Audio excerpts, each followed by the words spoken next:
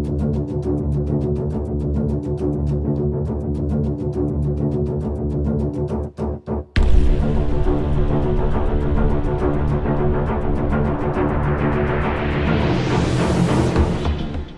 everyone. Welcome to a new episode of Last Best Hope for Conversation, your Babylon 5 podcast. And joining me today in the CNC is Lou. Hello, everyone. And Karen. Hello. And I am your bus driver, or Star Fury driver, Jesse Jackson. Tonight, we are talking The Coming of Shadows. The Centauri Emperor visits the station, leading Jakar to attempt to assassinate him. Lord Rifa and Londo conspire to expand their power on the Centauri Prime. So I had set up that I think this is one that is significant. It is originally came out in February 1995. So I'm going to start with you, Karen. What's your thoughts?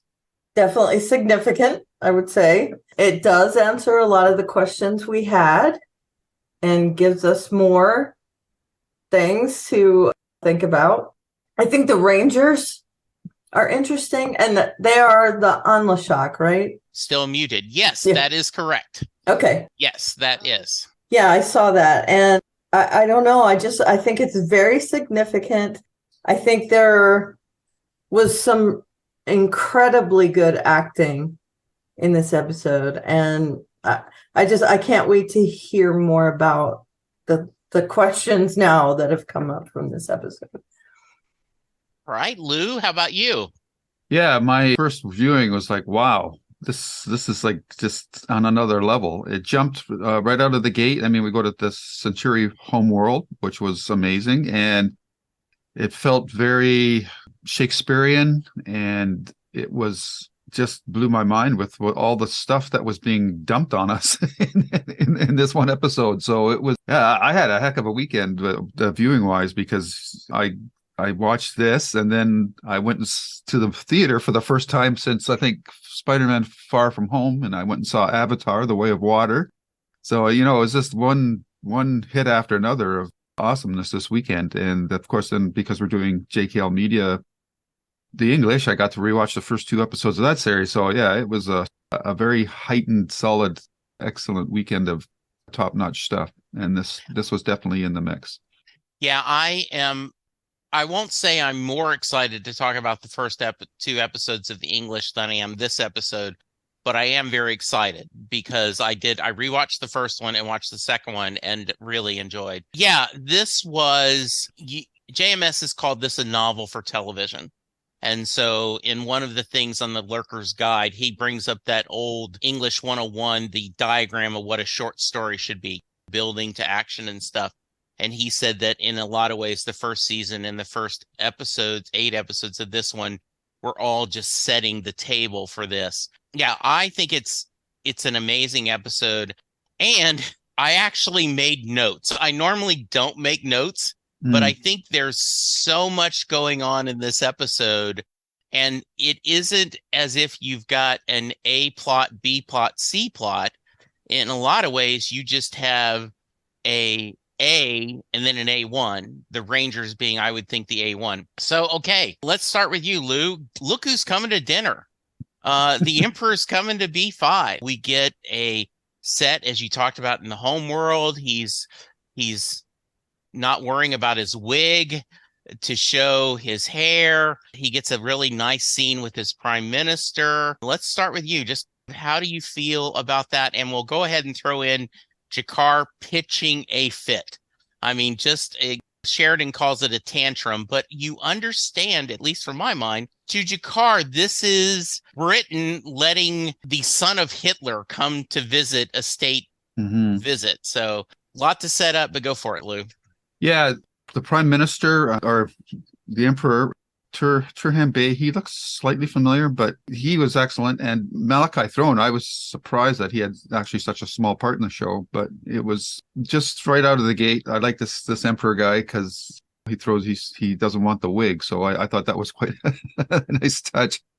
We know how you hate the wigs. Yeah. So, and he talks about as you get older, you don't care, your vanity goes down because you just don't really give a darn anymore. So I enjoyed that, their interplay. You can tell that these are two old friends, and there's a very Shakespearean aspect to all the scenes on Centauri Prime that I really enjoyed. My only knock would be that you can tell it's a TV show because the shots were really tight on the throne, and you didn't really see much else of the room or anything like that. But that's okay. Yeah, I really did like that scene. These two guys, obviously something big is going on with the Emperor. He's decided to leave his planet, and you can't really see him doing that unless he's got something very important that he wants to do. And it also felt very Dune, just because of the style of the Centauri uniforms and so forth.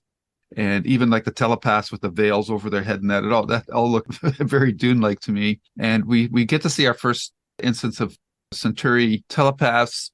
Their powers are, again, not clearly defined, but they seem limited in that they seem more to be just the 4 telepaths can communicate with each other, but they don't seem to be able to read other people that well, or maybe they choose not to. I don't know, because they don't give us that context. But the fact that they can communicate across vast distances is pretty cool, and I thought that was neat. So that was all I got from the Centauri scene. The opening scene in Sheridan's office with G'Kar and Sheridan, it set up the conflict of and we know most of this background from G'Kar already, and he's obviously a very passionate person, and in general, the Narns are a very passionate race. So if I had any nits to pick with this episode, it was some of the dialogue that Sheridan had in this section of the episode, because he basically came across as, I don't care that you've got these grievances. And as somebody who's been through war himself, I would have thought that he would have been a lot more empathetic to G'Kar's position. Again, this might be because in general, Narn's sort of given off the overall vibe of the boy who cried wolf once too often. But that one line where he said, that's not my problem or whatever, but it just came off as, I don't care. And I just didn't like some of the dialogue that he had in that. He just seemed to be very insensitive to G'Kar's position. And I don't know if that was just a mistake on the script, the writing of the script for that particular scene, but it lacked some of the nuance that I expected from somebody like Sheridan, who's shown to be more sensitive to these types of matters. And yeah, so that was the only part of the episode that irked me a little bit. I found his opening scene with G'Kar a little annoying because of his lack of sensitivity. Karen? Okay, so I kind of agree with you on that opening scene. However, it made me laugh out loud because of the way he talks to G'Kar. He says, I suggest you stay in your quarters, stick your fingers in your ears and hum real loud. Again, pretty insensitive. Right, a little insensitive. He does make a good point, though, that, hey, this guy's coming on board. He didn't do anything to you. And you have a chance here to talk to the people that have done you so wrong, to make a point. Instead of being so antagonistic towards them, you have an opportunity here. And I think that's coming from the fact that Sheridan was in a war with the Minbari, and now he is in a dialogue with the Minbari. And he's coming at it like, hey, I have this opportunity to understand more about the race that I was fighting against. So here's the chance for you to do that.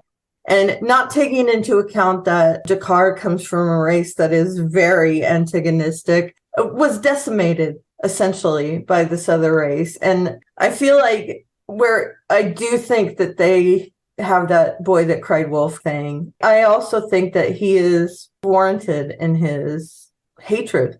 I don't hate the Germans per se, but like you said, if Hitler had a son or whatever, I'd probably hate him. And I'm sure he wouldn't have done anything to us, but, you know, just the whole thought of someone coming from someone that could hurt us so badly. So whereas I laughed at that scene, I get where you're coming from.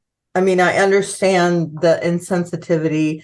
I think he doesn't have that same mindset. He is in a different place. And I think it's because he's coming straight from his ship. He's barely been on Babylon 5.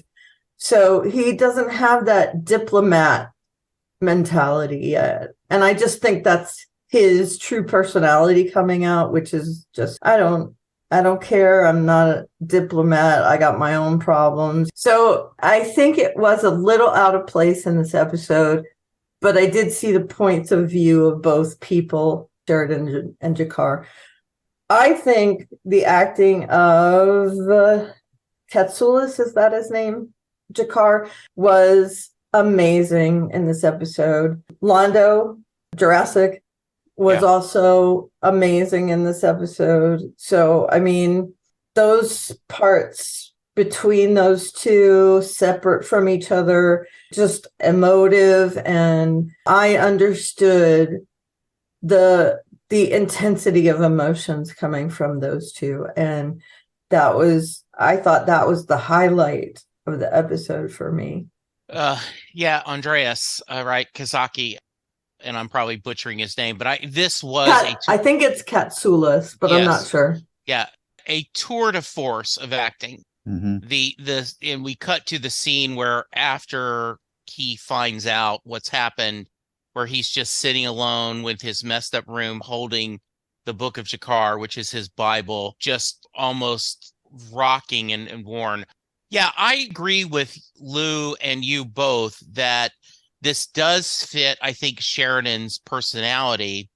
And I think what I keep in my mind, I do the Narn to the Jewish refugees during World War II. Mm-hmm. This whole never again, the Holocaust, that kind of depth to them. And this is, and he is so blind with anger that I guess we could make the argument that Sheridan is he knows he doesn't want to listen. So maybe he's being exactly over the top to try to get him to think, right? That like, come on, think about this. This is your chance, which makes it even more by setting this up when we find out that the Emperor is coming specifically to stand next to Jakar and to publicly say, we were wrong. I ask your forgiveness. Makes for and I'm jumping ahead here, but right, like when Franklin tells Jakar that, and then Jakar goes to Londo, so joyous and so like there is a spark of decency in your people. It's not much, but we could work at it. And Londo, Peter Jurek saying, knows he's already effed up. He's already tumbled the dominoes.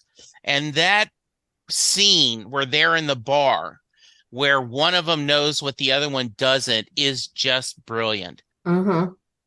Karen, any thoughts on that specific scene? That is, I mean, coming from us, from the outwardly, we're seeing on the fourth wall. We know what Lando knows. Jakar doesn't. And that scene is just, Jakar and Londo have this frenemies relationship. And I think that's done now, to be honest, after all this happened. But that scene in particular where he is jubilant, he's ready. He's ready to put the past behind him. He has gotten this vindication from the Emperor saying, I only came here to stand next to you. I think that's a lie, by the way. But anyway, I'll get to that in just a second. Ooh, please do. That scene between the two is poignant.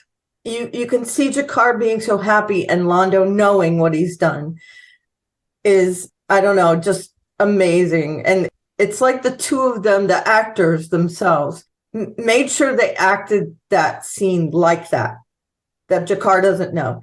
He is acting so well that I honestly wonder if Anthony just put it out of his head. Or I'm sorry, whatever his name is. Andreas, thank you. It's so believable. And you can see the panic in Londo's face of, oh, I didn't do it. I'm sorry. That he's protecting himself, and he breathes a sigh of relief, but he's also very tentative. okay, you're going to hate me in a minute, but I'm going to seize on this right now. It had a lot of meaning in it. And you could see that subtext because we knew what was happening. Let me talk about the other thing real quick. Oh, no, please. I don't think the Emperor, I think that was part of why the Emperor was there, maybe, but it wasn't his main focus. I think he knew his death dream, because we know that they all have a death dream, right? Right. He knew that his death dream was coming true and about to happen, that he dies on Babylon 5 and he needs to see Kosh before he dies, or else that's not going to come true. He's making peace with it on his planet. That's why he doesn't get the hair. He doesn't put on heirs. He does the bare minimum. He doesn't take his prime minister with him. He knows what's going to happen. It was in his dream. And I think he also sees that he doesn't get to talk to Jakar. And that's why he makes sure to tell Franklin, because Franklin doesn't think he's going to die right then, I think. Right. So he tells Franklin, knowing that he's going to die right then, so that Jakar gets that message. And then he makes sure to emphasize several times, I need to see this guy. I need to see that ambassador. I need to see Kosh. Yeah. Because he knows that he can't die without talking to Kosh. And I think maybe he didn't hear what Kosh said to him in his death dream. So he needs to see that. That's why he came on board, I think, because he knew that's where he had to die, is on Babylon 5. I think that's his main purpose for his visit. That's interesting. I do think that he had foreseen his death, right? They've established that happens a lot with Centauris. So, all right. So, Lou, how about you?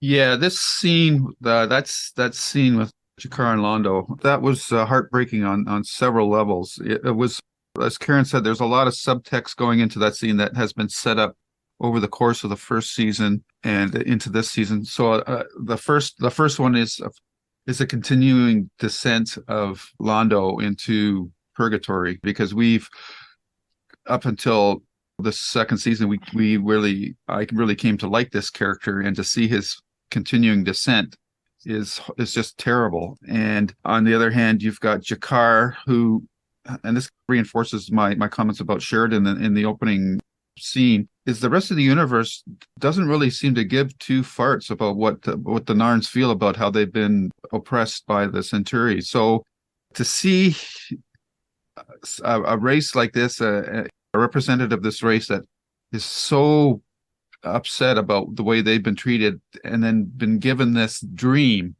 of something that he never thought would have been possible, and you're sitting there watching the scene knowing that that's not going to come true, and that he's going, once again, it's like Lucy with the football, it's going to be pulled away from him, and it's just heartbreaking to see that. And so this scene was on so many levels was just really tough to watch, and I can't believe how quickly my allegiances have switched for these two characters because of this storyline that's going on. And I think that in terms of what the Emperor was doing, again, because Babylon 5 doesn't like to explain things, and I know, take a drink, everybody out there that gets annoyed when I say that, the death dream stuff is really open to interpretation, because we see Londo having his death dream as well as the Emperor. So, and that's the other tragedy that happens, because I understand, I like Karen's idea of that, but I really do think his primary goal was to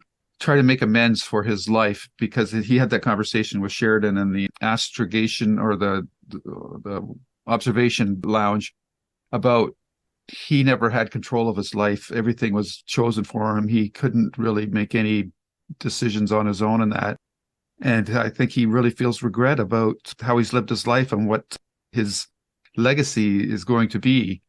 And that's the other heartbreaking aspect of this scene, is because we know that the Emperor wanted to make peace with the Narn. That has been lost because of what Londo has done as well. So yeah, it's just a really powerful scene on so many levels, and I It's very, very Shakespearean. And I just thought that the two actors really played it well. And I just don't know how much longer. I just don't know where that relationship is going to go going forward. And obviously, if it's based on Lando's death dream, it's not going to end well, to say the least.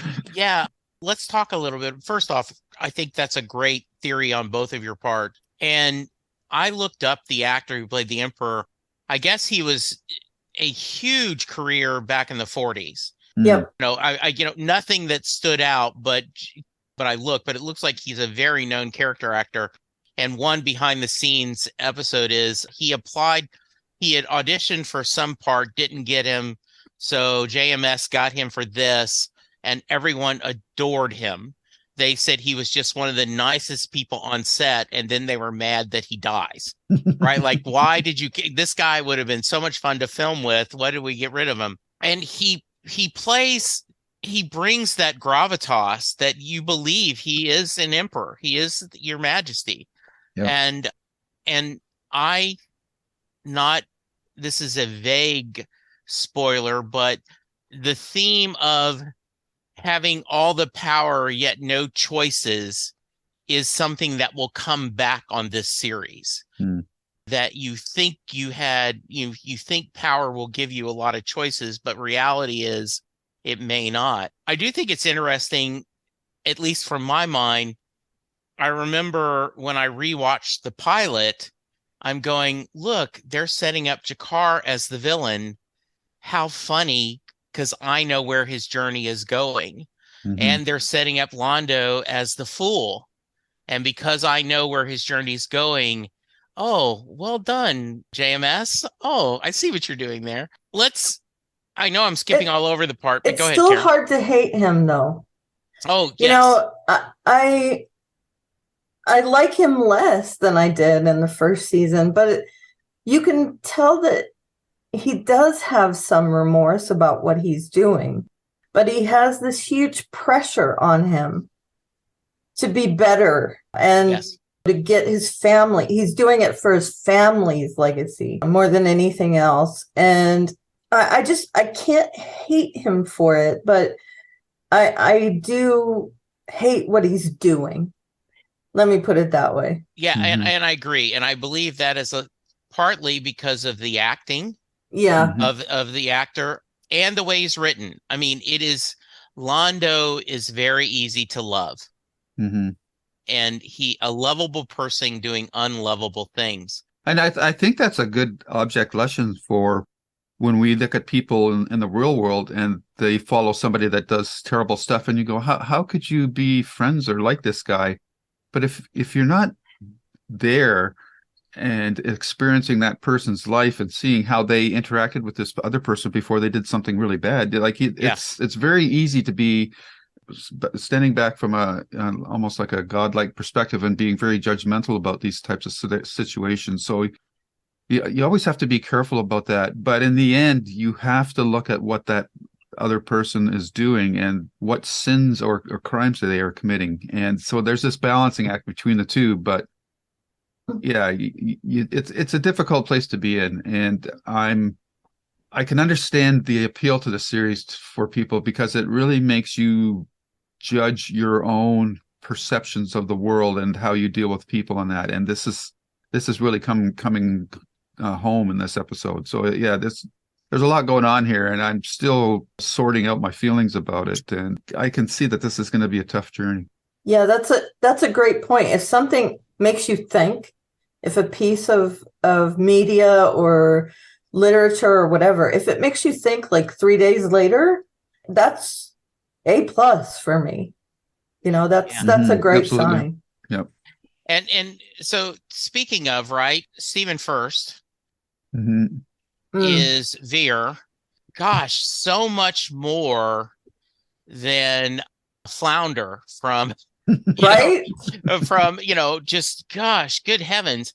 And I think he doesn't have a lot of scenes, but the ones he has are amazing. He's saying, Lando, don't do this. I have to. And at first I was a little disappointed on why we didn't see Morden, But then I realized you didn't need to. You knew what that conversation was going to happen. Yep. That would have been, I don't want to say wasted time, but it's more powerful to go get him. And like, okay, am I going to have to do this myself? No, I'll get it. But one day you're going to reach a point where this will happen. And I love how at the end, Veer won't take Rifa's glass and just his disdain. And we get that you could have gone in the court. You could have been. And like, no, no, no. And he flashes back to seeing him being choked by Jakar and like, oh, I don't want to be emperor. I do think it's interesting, right? That let's talk about Londo's vision. He sees himself on, we assume, the hand going out from the sun. Thank you for those of you. Karen just did the camera in the hand. We see him, we assume it's on Centauri Prime, watching shadow ships coming by. Interesting. He's never seen a shadow ship, so he doesn't know what that is. He sees him being crowned as emperor. He sees much older, where it appears he looks very, very tired, and Jakar is choking him. And it appears that is his death, that Jakar ends up killing him. Jakar also seems to have no eye. One of his eyes is missing. So I'll start with you, Lou. Let's talk about Veer, his interactions, and then that vision. Yeah, Veer is obviously playing like the device to get into the internal conflict that's going on for Londo. So he's sort of playing the role of the conscience of Londo in those scenes. I'm curious to see how that relationship is going to play out, especially with Rifa, because it's obvious. It's got to be obvious to both of Rifa and Londo that Veer is not on board with what's going on. So that makes him a loose end. And how long are they going to let him be a loose end? Now, I don't know the standing of Veer within the Centauri social stratus and that, so they might not want to act against him that quickly. But these guys, like Rifa, he's a very ambitious guy, and it's pretty obvious that he won't stand by and let things that he perceives as threats just stay there. So while that was interesting to see, and it was good to see Veer, confronting Londo about his decisions, I'm just wondering how they're going to handle that going forward, because to me that's like a loose end that has to be addressed, and why Veer did not feel strongly enough about this to go to the Emperor and warn him is also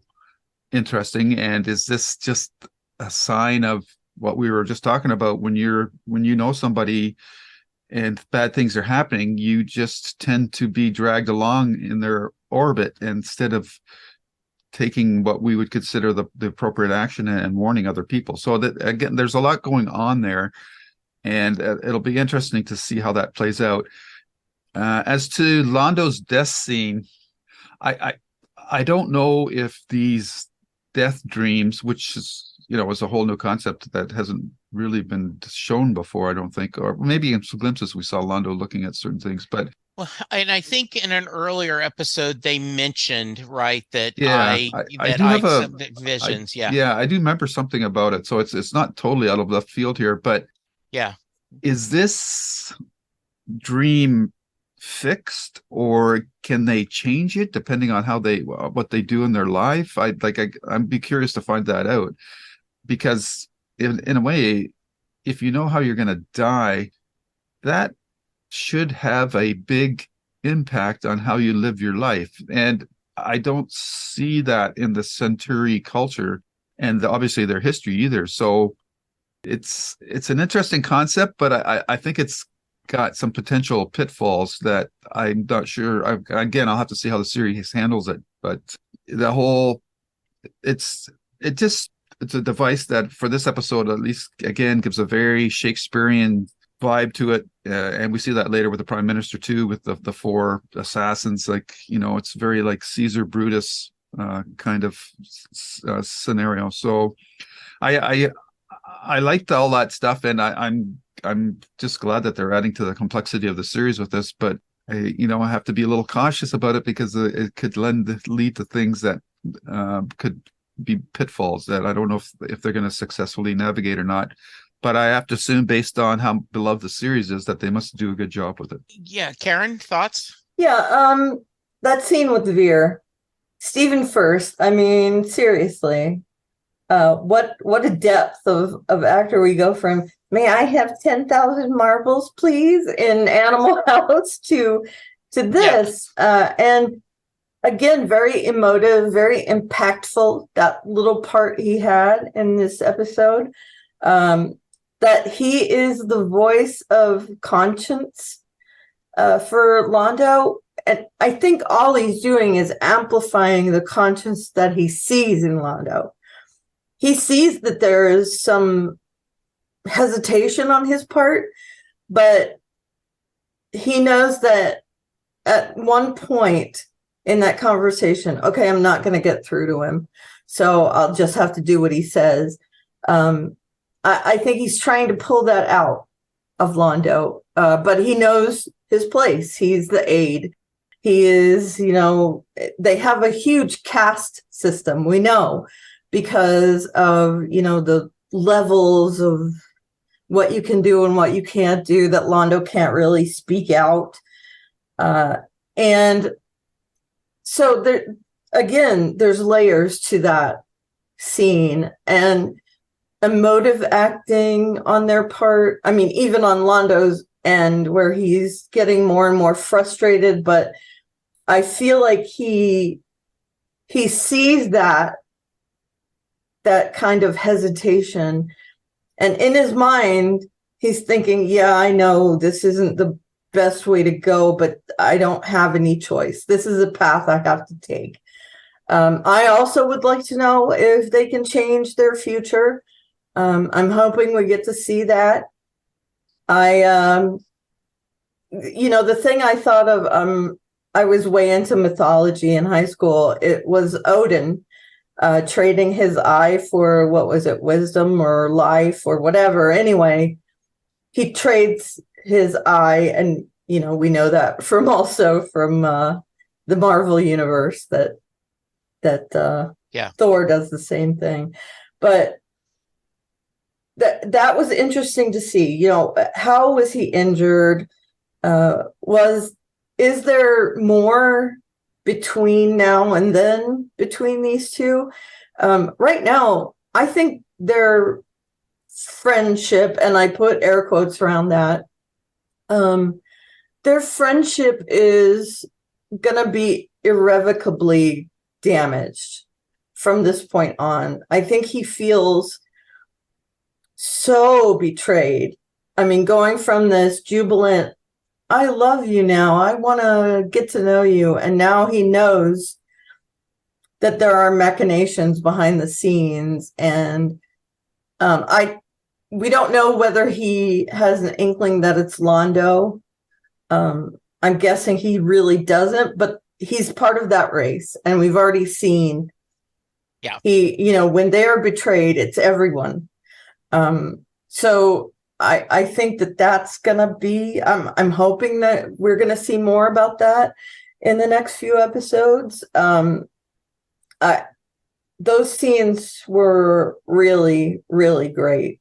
Again, the acting in this episode is so impactful. I was blown away by it. So yeah, there is a great scene where Londo wakes up right after the vision, and what time is it? He's looking. It feels almost like a Christmas Carol. Right. I thought the same thing. Yeah. Where Scrooge wakes up and like, oh, it's not too late, but in this case, it is too late, and they play it as if maybe Londo, if he could have undo it, would have, but it's too late. So let's not even. I mean, like he can't even debate that. Do you think? And I'm asking Lou more than Jesse, because Jesse knows. Do you think that he started this whole journey, back when Morden approached him without taking his dream into account. And now it's becoming more and more like, okay, I'm getting in deep now, but it was foretold. Do you think maybe he didn't even think about where his life was going when that started? That's a tough question to answer, because we never saw him having this type of dream before. So do these dreams, like, when do they start? Do they start when you've made major life choices, or do they start when you hit puberty? Like, I don't know. Like, how far along your life path do you have to be before you start having these visions? Or well, dreams? We know that he had it because he does mention that his death is going to be done by the hands of Jakar, that they strangle each other and he dies. We saw that, or we heard it in the first season. It was kind of a throwaway comment, but he did say it. Yeah. Well, that's good to know. I guess it's probably is that direction then, and it's just the fact that the show, for whatever reason, hadn't fleshed out that concept and didn't really illustrate it until this episode. So maybe in a future episode they're going to clarify that for us. So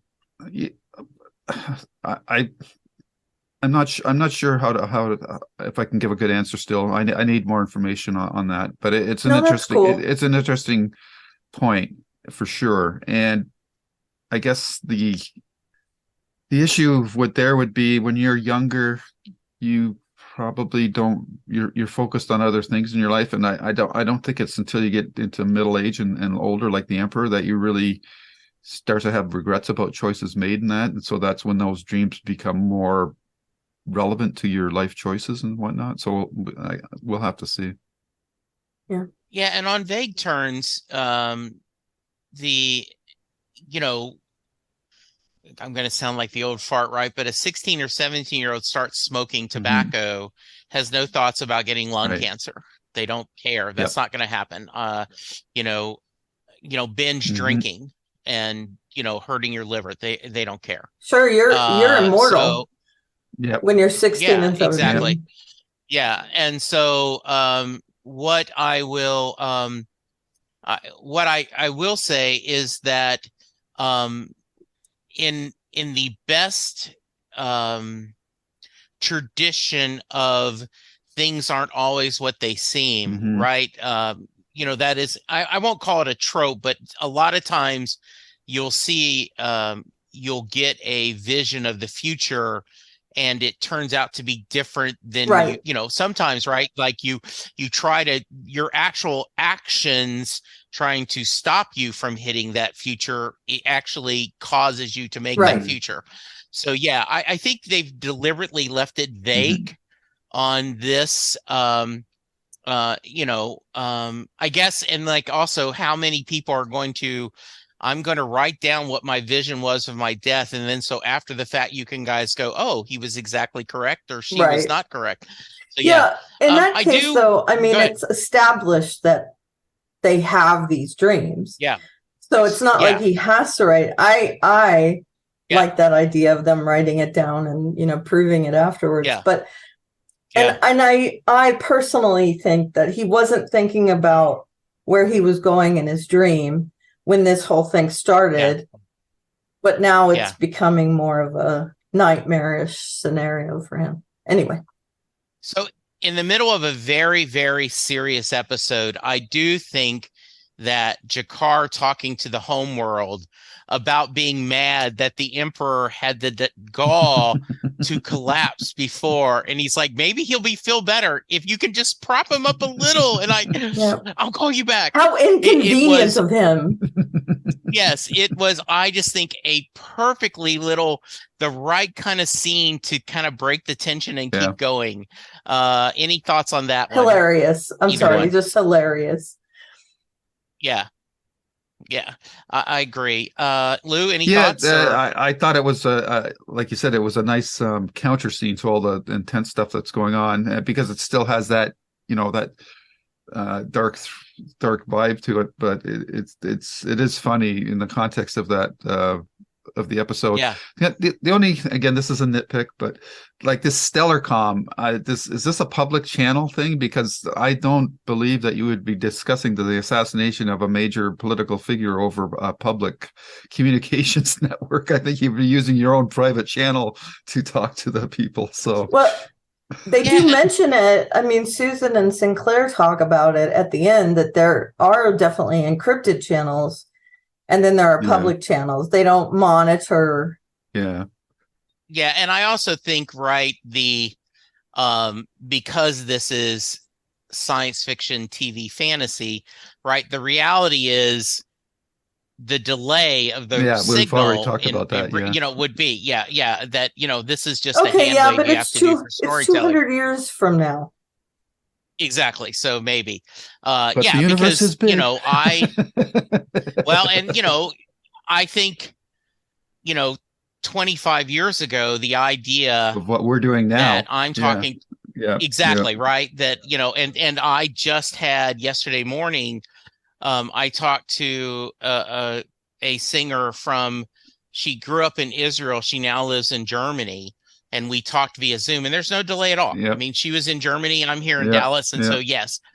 All right. So the couple other things I think we haven't talked about.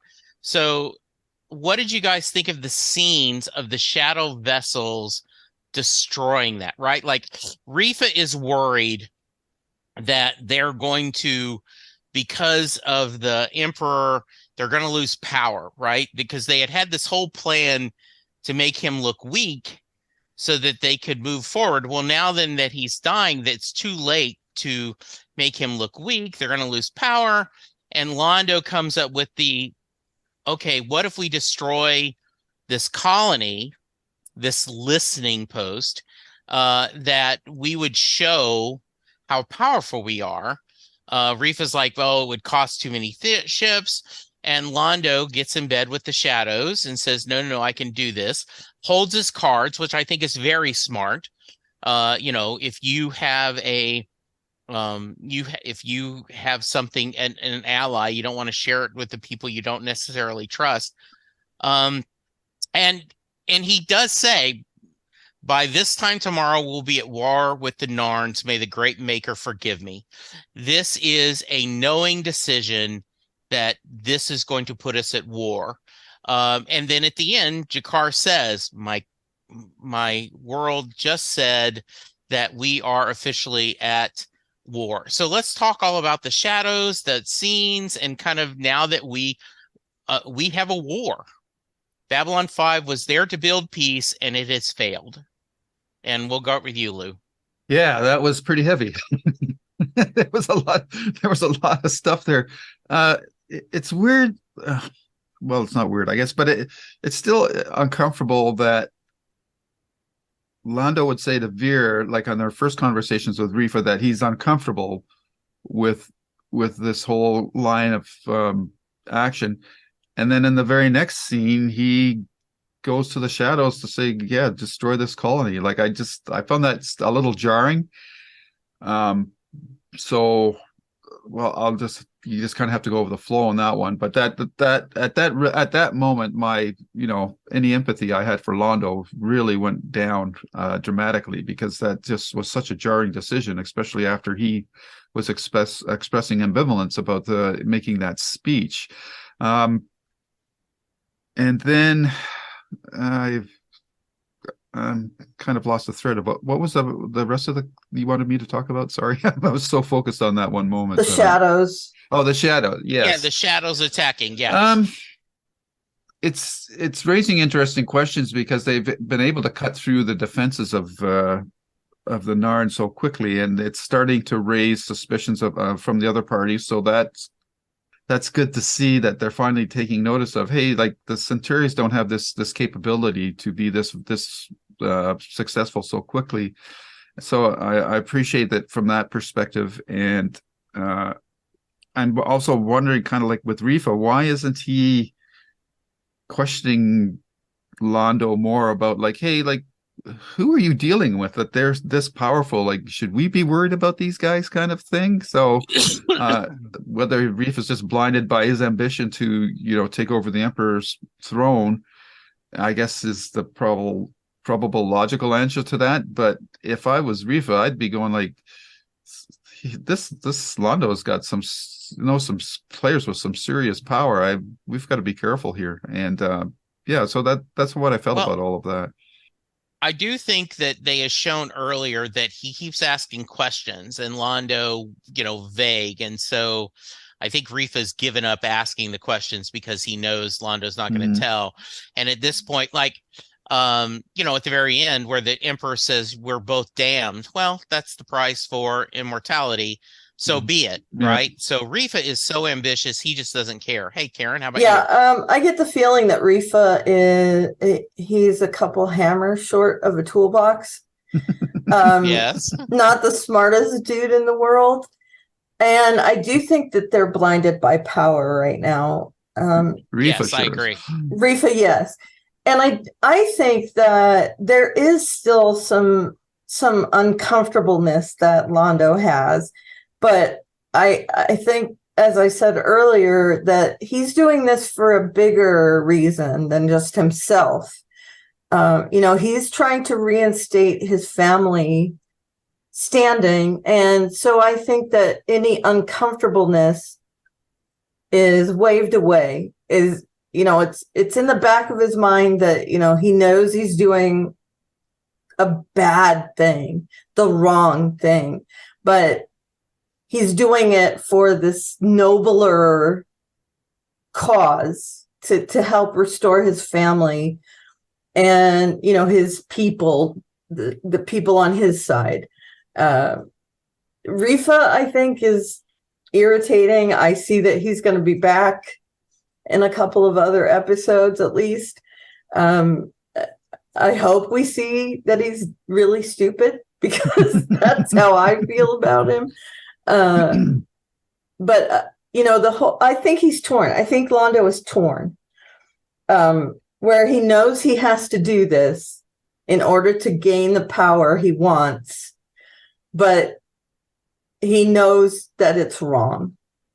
So he knows they're going to go to war with the Narn. He knows this is a bad thing, but he's in. He's already in. Like you said earlier, I'm glad they didn't show the Morden scene because it was unnecessary. He mentions Morden, so we know that Morden's still around, that, he can still call on him for favors. I do have to say the shadow ships are awesome looking.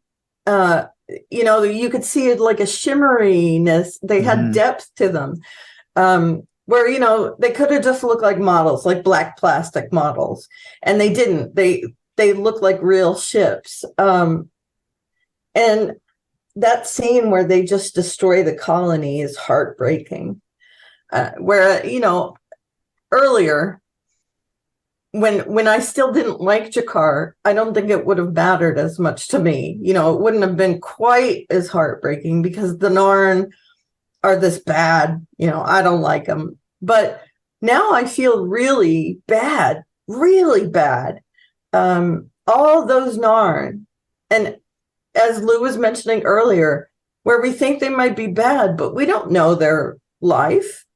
They have families, they have children. They're like, when we think about destroying the Death Star and all the people, all the technicians and stuff that were on the Kevin Smith story, right? Like some technician. Exactly. Yeah, exactly. So I feel terrible about what's going on. And still I wonder also, how does Jakar know that it's the Centauri doing this? Because they've seen it's the shadow ships. Is it just an inkling? Is it just kind of it has to be the Centauri behind it? So I think because the Centauri show up afterwards and are there taking over everything is the reason why. Oh, and we do. I don't know how many. We do hear Londo saying that they're going to take slaves. Mm-hmm. Yeah, and I don't know how many alive still saw the shadow ship. I thought of just now Moya being a living, a Right. living ship from Mhm. Farscape. I believe they've established that a Vorlon ship is kind of alive. I hope that's not spoilery, but if it is, they have established a Vorlon ship is kind of an alive creature, and it looks like the shadow ships seem to be too, with that shimmering Yeah. and such. So yeah, really well done special effects. I think so I do think it's very clever that Sheridan bluffs that we're going to send observers, so that, because Londo doesn't want anyone looking under the rock, right, to try to figure out what he's done. So he caves in and allows these people, because they were very quick. They're going to make them slaves. I mean, that is what they do. They are going to build work camps. They are going to do that. So I think that was a nice little twist. And they don't think it's wrong, because he was really open about it. He tells all the other ambassadors, we'll take them in. we'll make sure that they become slaves for us. I mean, he has no compunction at all about it. Yeah, they are a lesser species to him, and they are built. Anything else before we go to the Ranger storyline? I would say that because of the way the episode was set up, with Jakar being so, on 11 on the emotion scale through this whole episode, that worked really well with two scenes. One, the aftermath of his quarters after he had like that major rage fit, and we get to see his strength. Like, I'm assuming that tabletop was meant to look like it was a stone slab, because he lifted it up and he broke it, and he was going through those security guards like he was mowing them down, no problem. And for Sheridan to come in there and see the state of his quarters, and then for Jakar to pull himself together enough to walk into that council chamber, and you're just waiting for him to, like, he walks between Sheridan and Londo, and you're just waiting for him to grab Londo by the throat and lift him up and throw him across the room, and he just keeps himself together. And I was just waiting for him to lose it, like, big time. And then he just sits there and delivers the lines that close out the episode, is that the Narn have declared war on Centauri. Was like, that was just a really well set up moment. I loved it quite a bit. And I did like what you said about Sheridan, with the sending the observers. And I just don't know how that council is going to function anymore. I don't know how they can all function together, partly because of the lack of empathy that I've seen from most of the members of the council, except for finally Delenn as a Minbari was reacting in a way I expected most of the other characters to react. She was obviously very sympathetic to Kar's situation, even though she didn't say much. But just her look on her face as he, walked across the room, and that. So I thought that scene was really well set up, and it was such a powerful performance by Andreas this episode that I was really impressed. And it's not easy to do with all those prosthetics on. So just a really well done scene. Well, and you see him losing it in the hallway, right? He is going to kill Londo. He doesn't care, and they stop him. And Sheridan is able to convince him, and I love the way, as I said before, him sitting there holding the Book of Jakar, go on. I'm butchering it, and he thanks the captain. Thank you for stopping me. I guess he started that meme about flipping tables, huh? That meme? I guess so. Yes. Yeah. And so, it is really, really well done. So now we'll see, we're at war, and we'll see what goes next. I'm excited to see that. Yeah. All right. So the other thing we get is an actually fairly well known Frederick Lynn plays a ranger. He has been in a zillion things. Tons. You name it, he's been in it. I mean, he is just a well-known character actor. He was in Dr. Death. He's just Mr. Mercedes. Just really, really a well-known. And we find out that, hey, Ambassador Sinclair is back. I can tell you when I watched this the first time, to see Garibaldi look like, who the hell, why is this doing? And to put in that data crystal and to hear, hello, old friend, I went, yeah, what? Same here. What? I didn't expect to see him so soon again. Yeah. And so, yes, as you saw it, Alashak is the Membari word for the Rangers. And so I have not been able to do this, but I have been told that if you watch the first 8 episodes of this season, you will see people in Ranger uniforms in the background. Oh, okay. Now, I've never watched it just because I end up getting caught into the story. Same here. But yeah. So they are human and Bombari, and they are kind of, according to JMS, they're kind of like Texas Rangers and this kind of thing. They are scouts, they're ships. They play an important role in the future of the series. So, Lou, let's start with you. What do you think of our return of the Ambassador? That was a shock for me too. I was like, whoa. And it's interesting that they choose to call themselves Rangers. I don't know if that's a Lord of the Ring reference or not. I was expecting somebody to be called Strider or something like that. But I do like this whole underground concept, and I can see what I really liked is the fact that Garibaldi told Sheridan about this without revealing his source. I thought that was a nice touch, because a lot of times they always keep the stuff under wraps. So I really appreciated the fact that he was open about it with Sheridan. And not to, I apologize for interrupting, but also saying, I can't tell you, because then you will never trust me again, because you will then know if someone higher than you asks me to break a confidence with you, that I will. Yeah. And I thought Sheridan immediately said, okay, that makes sense. I'm going to trust you. So that was a nice beat. I quite like that. And it's interesting now that we have, from the Psychor related episodes, we have this unknown individual that's on the station, and now with the Rangers, we do know who the other person is, because Delenn gets her the data crystal from Sinclair as well. So there's a lot of, like, as you say, nothing is as it seems. So there's a lot of stuff going underneath the surface here.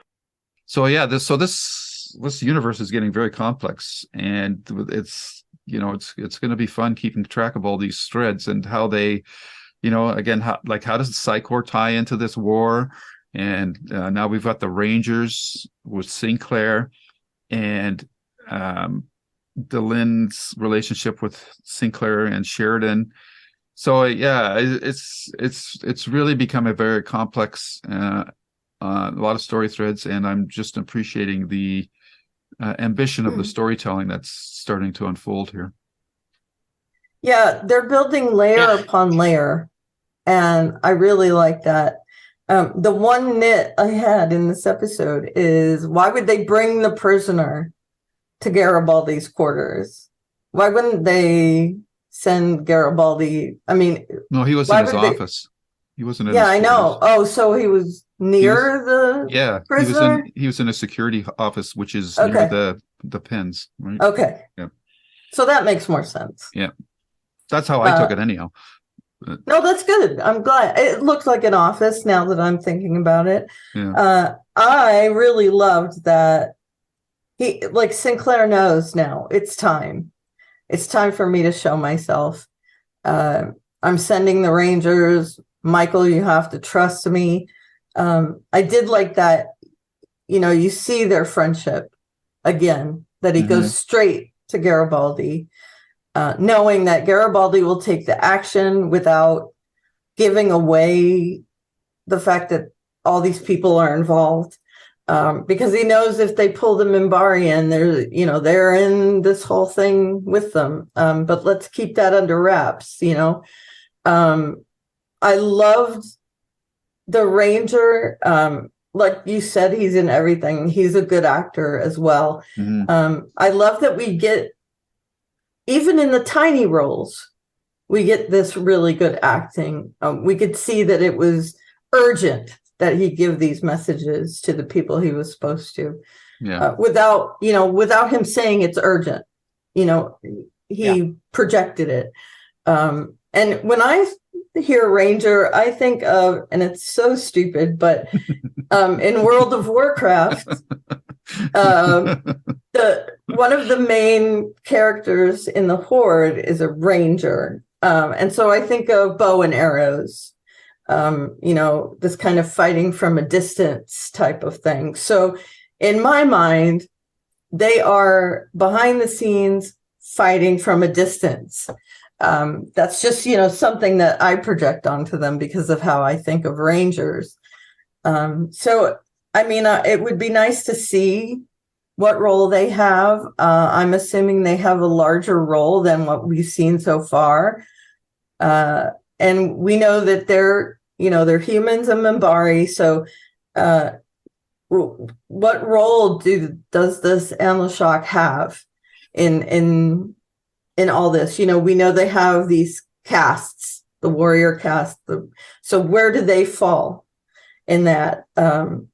Are they a shadow caste? Are they, so all these questions come up just from this tiny little beat. And we know that, of course, Sinclair is now in charge of these people. At the very least, he can force them to go out and give his message out.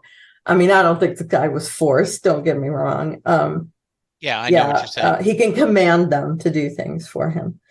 And he calls them friend, which I also like. I've sent this friend to give you. So we see a sense of like camaraderie. And also, that he's kind of introducing his new friend to his old friend.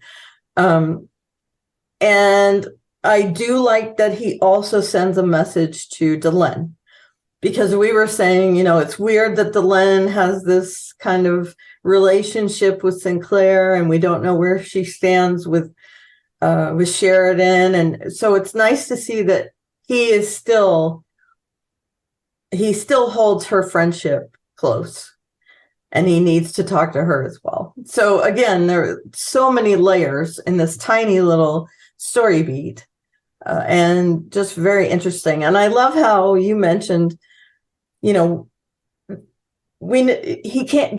can't say Sinclair sent me this message, and it's for many different reasons. He knows he shouldn't give that out, and he also knows that, like you said, Sheridan will never trust him with anything, because he knows that Garibaldi has loose lips. But now he's shown, I have integrity. I'm not going to give up my source. I'm going to tell you, and hopefully you have enough faith to believe in me. And Sheridan does, which I really like. He's building that up. Yeah, I just pulled this up, right? Their job is now to patrol the frontier, to listen, to watch, and return with reports too sensitive to entrust regular channels. They are my eyes and ears. When you see them, you see me. In the name of our friendship, I ask that you give them every courtesy and cooperation. I wish I could tell you more. I wish I could warn you, but the others, wonder who the others are, don't think it's time yet. Stay close to the Vorlon and watch out for the shadows. They move when you're not looking at them. And almost Christ-like, when the disciples, right? That when Christ talked about that. I think this sets up a lot of stuff. It's amazing. And this won the Hugo Award for Best Televised.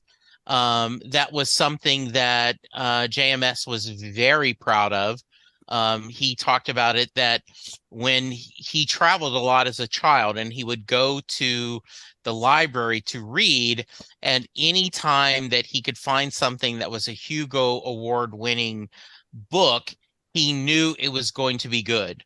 And so they had lost the Hugo the previous year, and he thinks the theory was because there were 2 or 3 Babylon 5 episodes nominated, so they kind of divided this one. They put all their eggs in this one, and they ended up winning the Hugo, which is pretty impressive. That's a big deal in the science fiction community. Mm-hmm. Yes.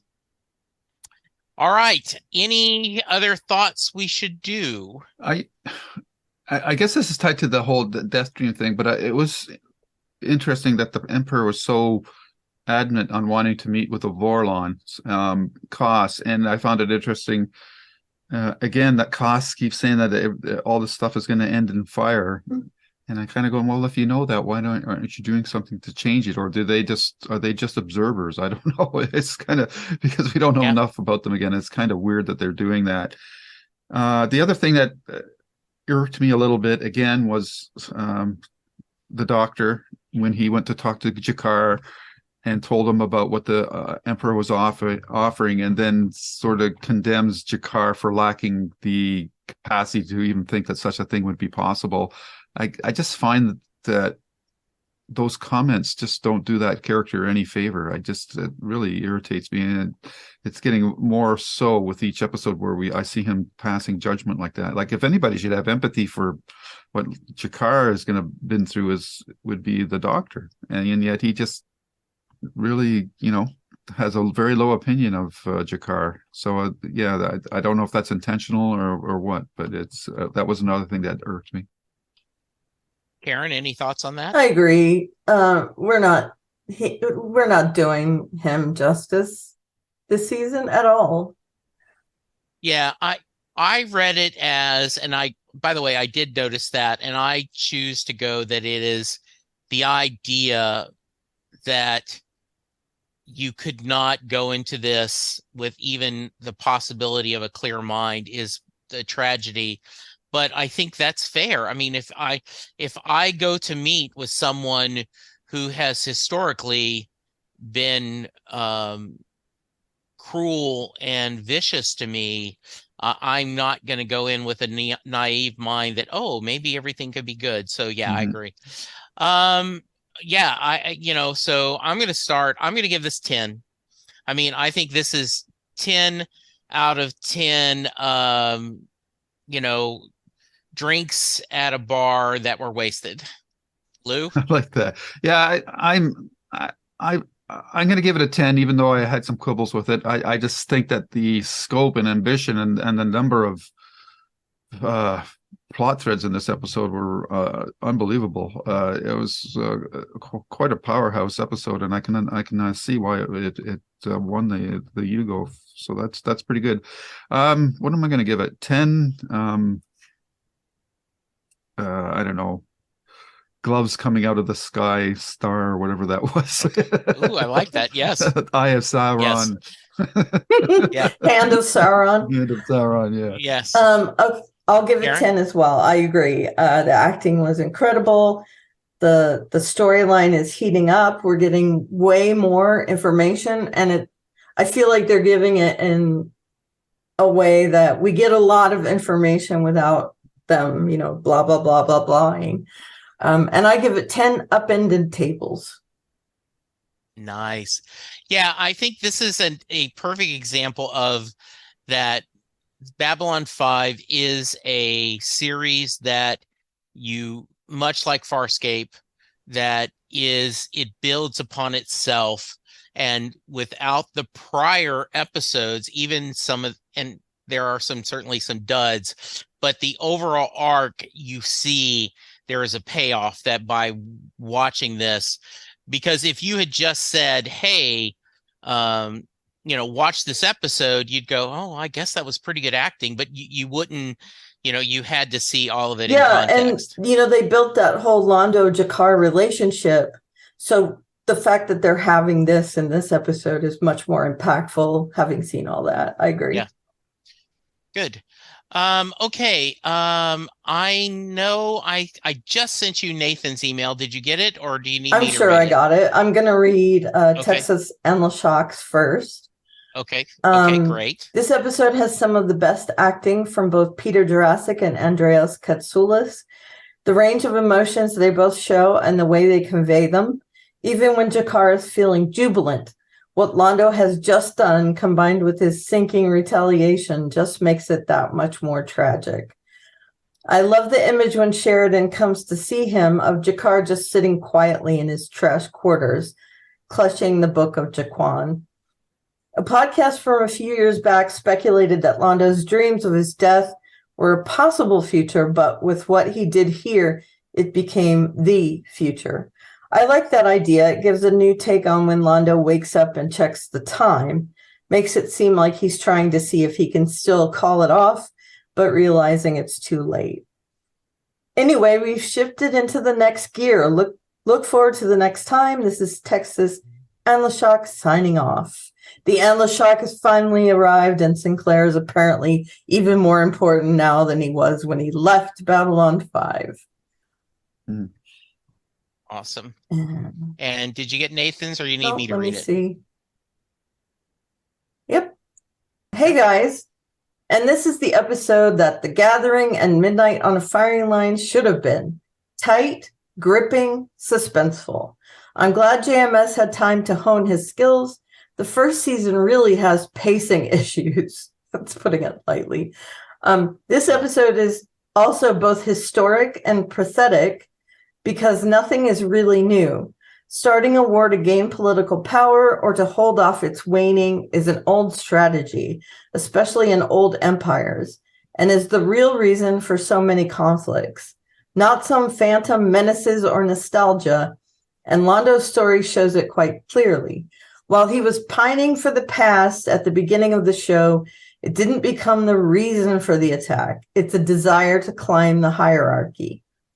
Another sad thing is seeing how the most powerful person in the Centauri Republic is the most powerless. On rewatches, I asked myself, could he do more to create a basis for a lasting peace? It's also quite sad to see that the desire for peace and peacemakers are seen as weak. Finally, Kosh was always a standout to me. He doesn't need to do much, but being a cryptic wizard who appears in pivotal moments and says a couple of words works wonderfully. With regards, Nathan. Thank you, Nathan. I appreciate that feedback. Thank you, Texas Alashok. If you want to give us feedback, we are email jklb5podcast@gmail.com. I am at Jesse Jackson DFW on Twitter. And Lou, how can they reach you? They can find me there's probably feedback on the YouTube page. yeah, I'm sorry. the episode just went up yesterday, so I'll leave it till we'll wait. Yeah, next week. And we have gone long. Yes, we have, but important episode, so it was definitely worth it. So yeah, you can find me on YouTube at Lou's Reviews, on Twitter at Lou W Sitzma, or at S King Podcast, and I think that's good for now. Good. And Karen? Yeah, you can find me at Oliveria, a lot of places, Twitter, and all that. And my blog is alistuff.com. Perfect. All right, guys. Karen, Lou, thank you so much. I am so glad you enjoyed the episode. I ended up seeing it 3 times this time, and I was just as entertained each time. I just think this is a really, really masterfully done episode. Next, we have Gropos. And it was one of the episodes I missed the first time I watched the series. For some reason, it didn't record on TNT, and so I always smile when I think about that because I'm like, oh, I didn't see this episode. So yeah, we will talk about that next time. For now, everyone else, please stay safe, take care of each other, and watch shadows because they move.